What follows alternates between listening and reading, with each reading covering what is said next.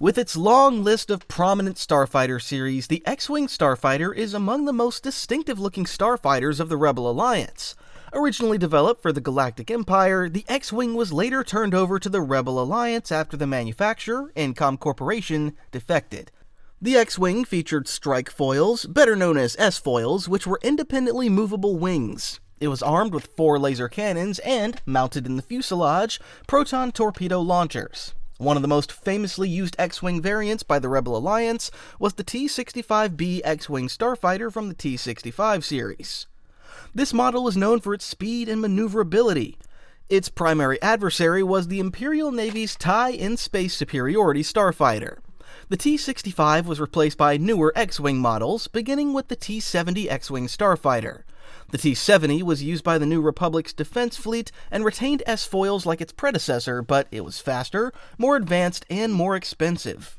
It was well suited for both dogfights and capital ship-scale combat operations. Its S-foils allowed pilots to fire at greater ranges, while its built-in dual-proton torpedo launcher with modular magazines enabled the use of alternative armaments. The T-70's KX-12 laser cannons featured single, dual, and quad-fire modes. The T-70 was later replaced by the T-85 X-Wing and was another upgrade.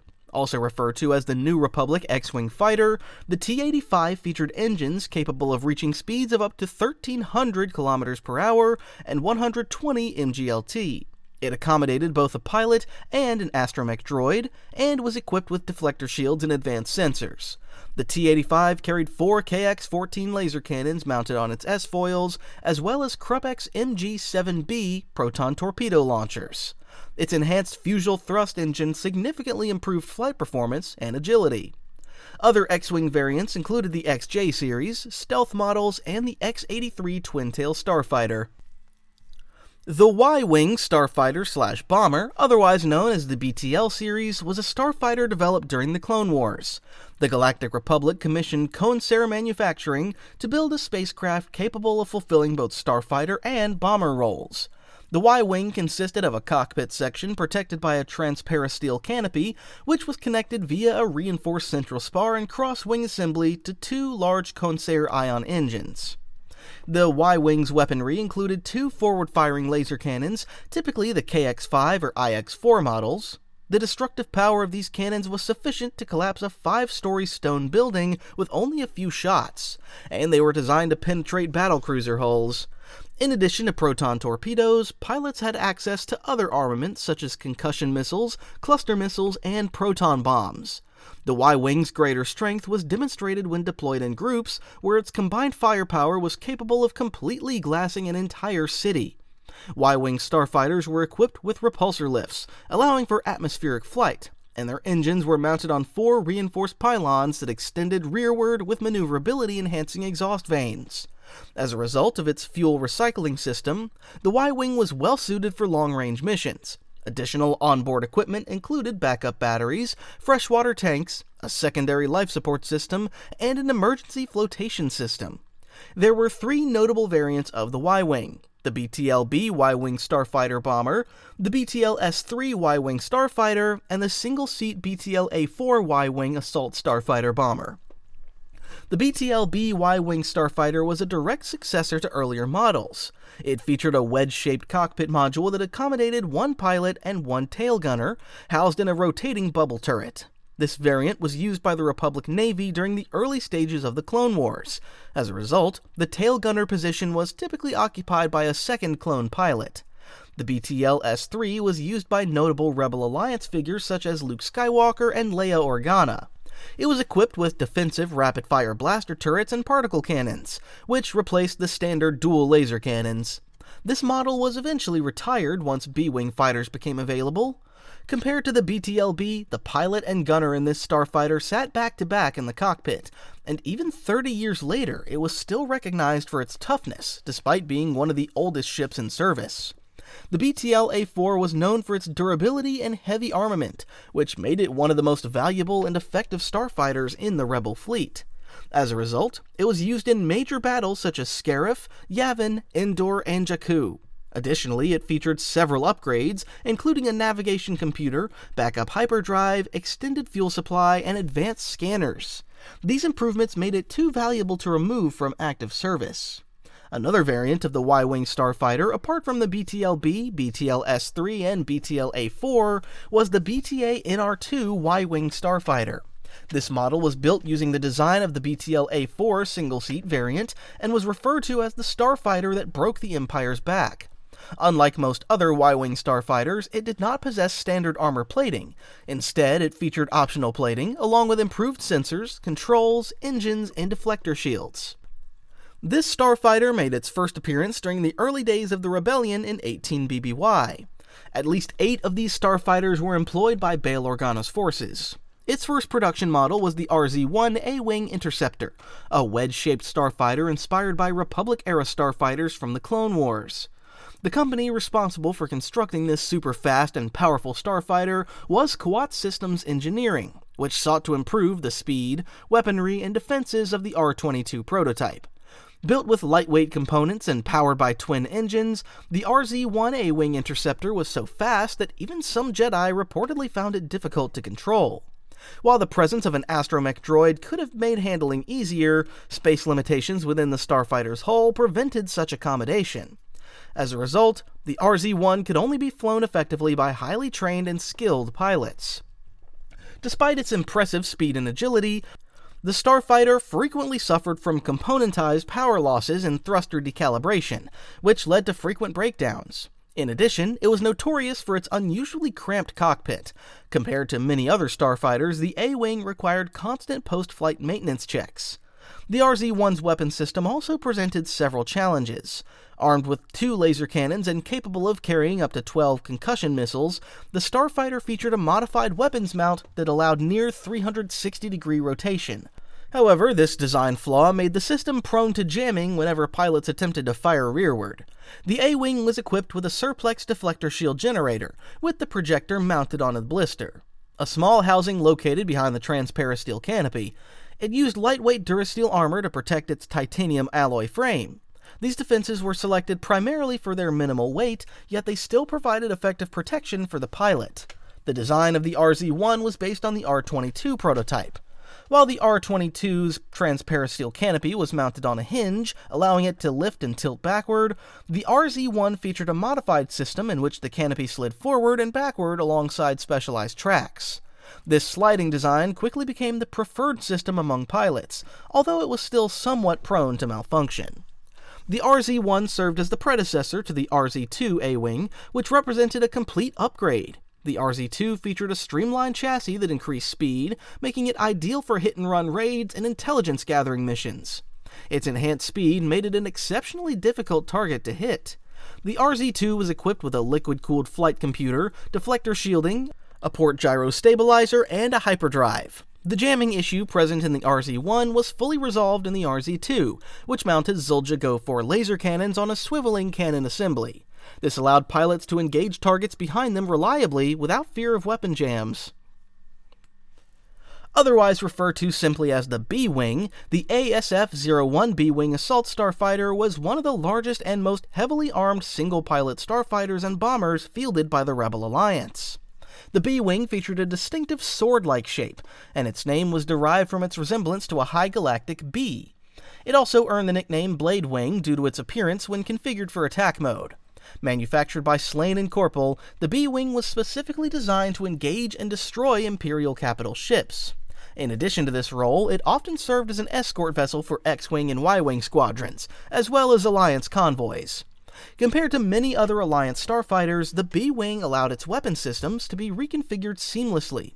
It featured a rotating airfoil that enabled vertical placement in launch racks, while its distinctive gyroscopically stabilized rotating cockpit module remained independent of the hull's movement.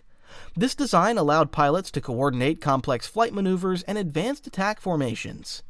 The B-Wing was powered by Vinop O2K cryogenic power cells and an ionization reactor, enabling efficient space travel.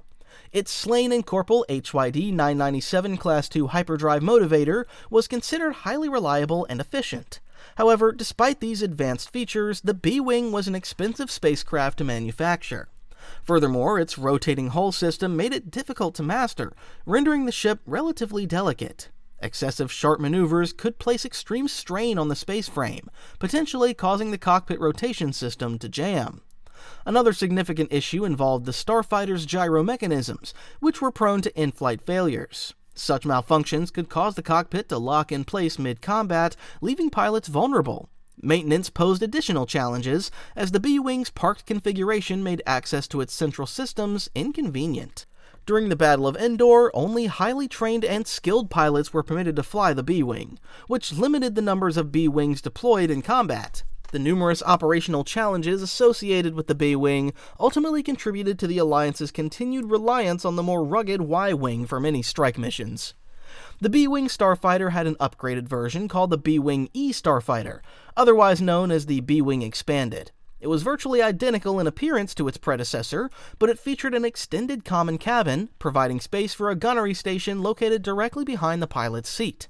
This allowed pilots to focus entirely on flying while the gunner handled the weapons, greatly enhancing the fighter's combat effectiveness and making it a recognized threat to Imperial vessels.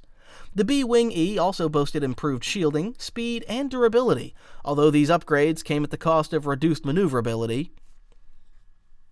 As an advanced combat starfighter, the E-Wing Starfighter could accommodate not only a pilot, but also an astromech droid. This craft was also referred to as the E-Wing Escort Fighter, or the E-7 E-Wing Multi-Role Starfighter. It was well designed and equipped with a Class II hyperdrive. Built by Freytech Inc., it was deployed with updated laser cannons known as the Type B. One of the main goals of the E-Wing's development was to create a starfighter capable of matching or surpassing the performance of the X-Wing series in every aspect. It was also intended to replace older designs. The E-Wing combined speed, firepower, and maneuverability, along with strong armor. Its two aerodynamic foils enhanced both weapons' effectiveness and stability. The nose cone housed powerful sensors, while a concealed compartment in the center contained the astromech droid. It was heavily armed with 3 laser cannons and 1 proton torpedo launcher, which carried a magazine of 16 torpedoes. Like other starfighters, its laser cannons could be set to converge at different distances, giving pilots flexible targeting options. However, the E-Wing faced several issues when first deployed to frontline squadrons. The wing-mounted laser cannons and the new R7 astromech units, designed specifically for the E-Wing, were prone to malfunction. As a result, many pilots preferred to remain with the older X-Wing series, which they considered more reliable. On Lothal, a squadron of E-Wing starfighters was stationed to provide airspace protection. The E-Wing was also the craft used by Captain Porter and Lieutenant Callahan during their pursuit of the renowned Spectre rebel Sabine Wren, as she fled across Lothal on a speeder bike. The UT-60D U-Wing Starfighter, otherwise known as the UT-60D U-Wing Troop Transport, was another spacecraft produced by Encom Corporation. These starfighters primarily served as transport vessels for Rebel Alliance ground forces. They also functioned as gunships, equipped with powerful fixed tame and back KX-7 laser cannons. The UT-60D U-Wing Starfighter featured retractable S-foils that could be repositioned at the pilot's discretion or according to flight requirements. Like the T-65 X-Wing, it utilized an S-foil articulation servomotor assembly. Although not designed for intense dogfighting or prolonged space combat, the U-Wing was still capable of defending itself when necessary. Its fixed laser cannons were powerful enough to penetrate and destroy the shielding and hull armor of an Arquitens-class light cruiser. Additionally, gun ports located at the loading doors allowed infantry-mounted heavy weapons, such as the Roba M45 repeating ion blaster, to be installed. The U-Wing's combat flight configuration increased the coverage envelope of its deflector shields, while helping to radiate excess heat from the engine core. The Starfighter was equipped with 4 Encom GBK-585 hyperdrive motivators, each mounted within an engine housing. However, hyperspace travel was limited due to high fuel consumption. Life support demands for the crew also required additional fuel, sometimes exceeding the ship's operational efficiency limits. A civilian variant of the Starfighter, known as the BT-45D U-Wing, was also produced, though it lacked combat-related systems and weaponry. The U-Wing could additionally be modified with electronic warfare equipment, allowing it to broadcast powerful jamming signals across up to 10,000 frequencies, rendering enemy forces unable to identify the source or nature of the interference. However, this jamming capability also affected nearby friendly starfighters, preventing the use of data links and communication signals. Over time, the U-Wing's wide wingspan became much of a problem in challenging atmospheric conditions. As a result, its operational configuration was optimized primarily for high-altitude missions. Also a product of Kuat Systems Engineering, the R22 Spearhead, also known as the R22 A-Wing, was an exceptional starfighter. It was durable, lightweight, and featured a distinctive wedge-shaped frame. Introduced toward the end of the Clone Wars, mass production of the starship was halted by the Galactic Empire, and its prototypes were instead assigned to the Planetary Defense Forces of Tamuzan. From there, the Rebel Alliance later acquired several Tamuzan R-22s and converted them into RZ-1 A-Wing interceptors. The R-22 Starfighter possessed capabilities superior to those of its predecessor, the Delta-7 Aether Sprite class light interceptor. The Aether Sprite was specifically designed with Jedi pilots in mind, and therefore accommodated a single pilot and an integrated astromech droid, which assisted with navigation, damage control, and hyperspace travel calculations. By contrast, the R-22 featured deflector shields, a missile launcher, and a pair of laser cannons, making it a more heavily armed and survivable combat starfighter. Incom Corporation clearly had a lot of innovative ideas, and another one of their products was the T-47 airspeeder, otherwise known as the T-47 light airspeeder. This two-person spacecraft was later modified by the Rebel Alliance into other variants. The T-47 was originally designed for civilian use, including shipyard towing, personal transportation, and courier duties. More specifically, it was intended for transporting waste, but it was later adapted into a military vessel. However, it lacked both maneuverability and agility. At one point, Resistance pilot Poe Dameron remarked that he could fly the craft, but doing so was not so different from trying to steer a block of wood. The T-47's second seat was for a rear-facing tail gunner, who handled the harpoon cannon, while the craft also featured two forward-facing heavy laser cannons. Like most of Incom Corporation's products, the T-47 was designed with end-user modification in mind, reflecting the varied nature of the galaxy's industrial and commercial economies. As a result, the starfighter generated significant power, included several redundant electrical systems, featured universal power couplings, and employed a modular design philosophy with modular data input. It was equipped with a Carry-D KD-49 repulsor lift drive unit combined with an Incom Corporation 5i.2 high-powered ion drive afterburner. These features allowed the T-47 to handle the weight and power demands of aftermarket modifications. The T-47 was also modified for specific environments, leading to the creation of the Snow Speeder, Sand Speeder, Swamp Speeder, Sky Speeder, and Aqua Speeder variants. Jointly manufactured by Sublights Products Corporation and Incom Corporation, the Z-95 Headhunter, also known as the Z-95 Starfighter, was named after the Coromon Headhunter, a deadly creature native to the planet Fresia. The Z-95 Headhunter was the direct predecessor of the renowned T-65B X-Wing Starfighter. The Starfighter was recognized for its durability and adaptable nature. Although it was considered outdated by later standards, it remained respected as a versatile snub fighter. Equipped with two pairs of engines, the Z-95 featured a cramped single-pilot cockpit. It was originally produced without a hyperdrive, though pilots could later add a rudimentary unit. Lacking an astromech socket, pilots were required to pre-program hyperspace routes or manually input jump coordinates into the craft's navicomputer using data chips. The Z-95 also possessed several notable features, including a center-mounted ion cannon capable of penetrating deflector shields, concussion missile launchers, internal environmental controls, and a pair of powerful wingtip-mounted blaster cannons. During the Galactic Civil War, the Rebel Alliance continued to operate the Z-95. Referring to the starfighter, Poe Dameron once told General Leia Organa that he had fought the First Order in a ship that was at least 50 years old, having purchased 3 of the spacecraft for a covert mission. Though slower and less agile than its successors, such as the Z-96 and the T-65B X-Wing, the Z-95 had earned a formidable reputation, even among the Imperial Navy. Imperial TIE pilots reportedly referred to the craft as skulls. Despite its age, Rebel pilots flying the Z-95 succeeded in downing a notable Imperial pilot from the Nash-Ta Squadron during the Galactic Civil War. 29 years after the conflict, the Z-95 became a favorite among various groups involved in illicit activities, including gangsters, smugglers, and pirates. The Citizens Fleet, assembled by General Lando Calrissian and composed of thousands of volunteer civilian and military vessels from the core worlds, also included Z-95 Starfighters during the Battle of Exegol in 35 ABY. Within the Rebel fleet, Reaper Squadron was known for flying Headhunters. Even after the war ended, Z-95s remained widespread, and the wreckage of a Reaper Squadron Z-95 was eventually discovered and recovered.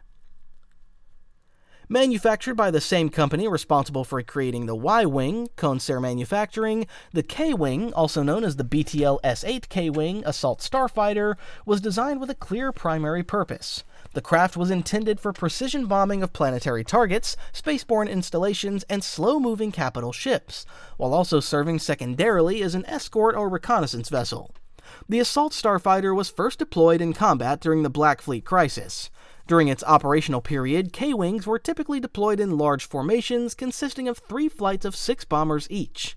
The K-Wing was a comparatively large starfighter, featuring 2 main ion engines mounted at the junction between its 2 primary wings. Attached to these wings were fixed stabilizers, which allowed the K-Wing to achieve sublight performance roughly comparable to that of the Y-Wing. Given its primary mission of precision bombing, the K-Wing carried an extensive arsenal. Its hull featured a total of 18 hardpoints, 5 on each upper wing and 4 on each lower wing, allowing technicians to equip the craft with a wide variety of weapons. These included small space mines, proton and other sublight torpedoes, flechette and concussion missiles, T-33 plasma torpedoes, and thermal as well as other inertial bombs. The K-Wing was always deployed from a capital ship, as it lacked a hyperdrive. The craft featured 2 crew stations, one for the pilot and one for the gunner, each seated in cockpits located on opposite sides of the command section. In emergency situations, the command section could be detached and used as an escape pod. In combat, the K-Wing engaged enemy fighters using a short-range quad turbo laser turret equipped with multi-stage lasers mounted at the front of the vessel, as well as a medium-range twin laser cannon turret positioned atop the command module. Slug thrower cannons could also be mounted on the K-Wing's hardpoints to provide additional short-range firepower. Due to its large size and heavy weapons load, the craft also required a bombardier, and like many other starfighters, the K-Wing was equipped with deflector shields. Another starfighter produced by Consair Manufacturing was the H-Wing, also known as the BTS-A2 Long-Range Strike Fighter Bomber. This starfighter was developed as a result of Consair's success with the Y-Wing Starfighter. Its primary long-range weapon was a medium laser cannon mounted in a fully rotating dorsal turret. Notably, there was no firing control for this weapon in the pilot's cockpit. As a result, it could only be operated from the turret's gunnery chair, a limitation widely regarded as a major design flaw. The H-Wing was heavily armed, though not to the same extent as the B-Wing Starfighter. Like the Y-Wing, it was equipped with 2 Arakide Industries proton torpedo launchers. However, unlike the Y-Wing, it carried a magazine of 6 torpedoes, nearly twice the Y-Wing's capacity. The Starfighter's primary role was to serve as a strike fighter and bomber. It also featured 2 light ion cannons mounted in the starboard nose of its twin-nose hull, which were fire-linked for increased effectiveness. With a maximum weapon rotation and vertical pivot span of 40 degrees, the second gunner could engage forward targets independently without interfering with the pilot's flight controls. The H-Wing was designed to survive extended combat engagements and absorb multiple hits. However, the increased weapons load and reinforced hull negatively impacted the craft's speed and maneuverability. Despite these drawbacks, Rebel Alliance military planners still recognized the advantages of the Starfighter's full 3-person crew. A 3-member crew allowed for more efficient operation of onboard systems, particularly when compared to earlier starfighters, whose pilots were often overtaxed by the need to perform evasive maneuvers, manage shields, and operate multiple weapon systems simultaneously. In combat operations, the pilot was responsible for shield control, while a secondary station assigned ion cannon and torpedo operation to the weapons officer. At one point, several high-ranking Alliance leaders proposed replacing the B-Wing with the H-Wing as their primary assault fighter. They argued that the B-Wing required extensive maintenance and performed poorly after sustaining damage. While this proposal was considered, several significant factors ultimately prevented its adoption. Chief among them were the lack of efficient fighter bays capable of housing and servicing H-Wings, the craft's significantly lower speed compared to the B-Wing, and its high maintenance costs. Additionally, the H-Wing required more highly trained flight personnel than the B-Wing, further limiting its widespread adoption. Introduced in 19 BBY, the V-Wing Starfighter was a combat support craft whose design elements later influenced both the Imperial TIE Fighter and the Rebel Alliance's RZ-1 A-Wing interceptor.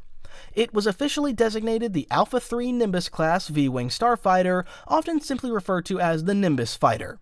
This sturdy, wedge-shaped starfighter was produced by Quat Systems Engineering and shared structural similarities with the Delta 7 Aethersprite class interceptors commonly used by the Jedi Order.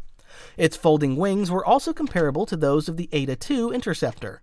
These wings automatically folded downward during landing and doubled as landing gear. Mounted on each wing and the main hull were twin laser cannons, providing heavy firepower and the ability to swivel on the vessel's wing hubs. Each wing also housed radiator panels that aided in heat dissipation during combat. Toward the rear of the V-Wing's main hull were two deflector shield heat sinks, positioned just above the vertically aligned ion drive thrusters. Additionally, a single forward-mounted concussion missile launcher could be fitted to the nose of the craft. Many V-Wing variants were also capable of deploying proton bombs and were equipped with flat guns. An astromech droid socket located toward the rear of the Alpha 3 Nimbus class V-Wing allowed a spherical Q7 series astromech droid to assist with in-flight navigation and maintenance. This effectively replaced the need for a co-pilot, easing the pilot's workload. Due to its compact size, the V-Wing lacked an integrated hyperdrive. Like its Jedi-operated counterparts, it required transportation into combat zones aboard carriers such as the Venator-class Star Destroyer. From these warship hangars, V-Wings were often deployed en masse directly onto battlefields. Although it was not as heavily armored as the R170 Starfighter, the V-Wing's speed and high maneuverability made it stand out in combat. Pilots assigned to the craft wore specially adapted helmets, distinct from those used by other clone pilots during the Clone Wars, as well as fully sealed flight suits. These suits compensated for the lack of an onboard life support system and allowed pilots to survive in space following ejection. During the Battle of Coruscant, V-Wing starfighters fought alongside ARC-170s and Eta 2 interceptors against numerous droid tri-fighters, deadly buzz droids, vulture droids, and even the formidable separatist flagship, the Invisible Hand.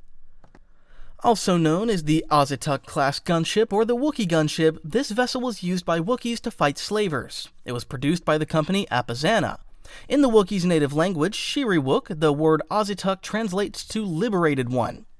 Featuring massive engines, a well-armored hull, and heavy weaponry within a narrow profile, the craft was equipped with a dual-tiered, bubble-shaped canopy. This canopy housed the pilots in the upper and rear sections, while the gunner occupied a lower forward position. Unlike most starfighters, the Auzituck was constructed almost entirely from materials native to the Wookiees. Its interior did not resemble conventional starfighter designs. Instead, it was built from Rocher wood, with sap from the trees used as a binding agent. On one occasion, a freedom-fighting Auzituck anti-slaver gunship was scheduled to rendezvous with the Ghost and its crew, the Spectres. However, upon arrival, the craft was attacked by the reptilian sentient humanoids known as the Trandoshan Slavers, who captured the crew and sold them to the Empire. The captives were later rescued with the assistance of the Ghost and another allied vessel. Wookiee gunships later joined the Citizens' Fleet during the Battle of Exegol. Additionally, the male Wookiee bounty hunter, Chrysantin, also known as Black Chrysantin, owned an Auzituck-class gunship of his own. This multi-role starfighter could stand side by side with the Z-95 Headhunter as a worthy competitor. It was a solid fighter with admirable and distinctive speed, durability, and firepower. The Starchaser also held a slight advantage over the Headhunter due to its ion cannons, particularly when flown by expert pilots. In skilled hands, the craft posed a serious threat even to newer starfighters fielded by Headhunter pilots. The Starchaser featured a flat lifting body with a diamond-shaped nose, while S-foils were mounted toward the rear of the craft. It was powered by 4 HK Model 4YB ion fusion engines and equipped with a Class II hyperdrive. However, the craft did suffer from several drawbacks. Most notably, it lacked heavy armor and internal hull bracing, leaving it vulnerable when subjected to sustained or well-positioned enemy fire. The Starchaser also had a 2-seat variant known as the R42 Starchaser, though only a few hundred were produced. Despite its superior features, this version failed to gain widespread popularity compared to its predecessor. Although the Starchaser was considered outdated during the Galactic Civil War, it was still used by the resource-strapped rebellion in early engagements against newer Imperial TIE Fighter models. Once the X-Wing entered widespread service, the R41 Starchaser gradually disappeared from Rebel use. Nevertheless, it remained in service with third-party organizations such as Black Sun and the Wookiee pirates, who valued the craft for its reliability, especially in situations where regular maintenance was difficult to obtain. On the planet Kilimar, Imperial forces once clashed with the Wookiee pirates. The Galactic Empire deceived the pirates, who had captured a TIE Defender research scientist and demanded a ransom, and ultimately destroyed them, despite the pirates' use of R41 Starchasers. Several notable Star Wars figures piloted the Starchaser, including Abron, lieutenant to the crime lord Takara, and Mara Jade, during her escape from the base of Kiribati, leader of the Lumini pirates. Present during the First Order Resistance War, the D-Wing Starfighter was notably flown by the bounty hunter Seleno Chandro, who assisted the Resistance in defeating Darth Sidious and the Sith Eternal. However, the version he flew was heavily modified. Also referred to as the R60 T-Wing Interceptor, the T-Wing was originally designed to replace the A-Wing Starfighter. As a result, it shared several design features with the A-Wing, most notably its role as a light, fast-response starfighter. The T-Wing also bore similarities to the TIE Interceptor, as it could match the Imperial craft's speed. It was capable of mounting a hyperdrive, powered by 3 HK-5J-MK2 afterburning ion engines, and was armed with light laser cannons and proton torpedo launchers. Despite these features, the T-Wing suffered from numerous flaws. Its navicomputer was outdated, had limited memory capacity, and was plagued by coding errors. Compared to the A-Wing, the T-Wing lacked sufficient maneuverability. To preserve the A-Wing's exceptional agility, its armament was kept light, consisting of only dual laser cannons. The T-Wing's failure to match this critical characteristic ultimately disappointed its designers. The craft was also constructed using inexpensive, inferior quality materials. As a result, its shields were too weak for its intended role, significantly reducing its combat effectiveness. In terms of shield strength and hull durability, the T-Wing was comparable to the Z-95 Headhunter, meaning it could not withstand sustained enemy fire. Even a single well-placed medium-power salvo was often enough to disable or destroy the craft. One notable feature of the T-Wing was its warhead load, which was nearly comparable to that of an X-Wing. This made it an effective multi-role fighter when flown by skilled pilots. Eventually, the craft became one of the fighters sold by the Rebel Alliance to neutral factions for profit, as the Alliance saw little continued use for it due to its numerous shortcomings. However, in the hands of the groups to which it was sold, such as those led by the nomadic pirate Ali Tarak, the T-Wing quickly gained popularity. It was particularly valued in the Outer Rim for its low cost and the favorable service packages that accompanied its sale.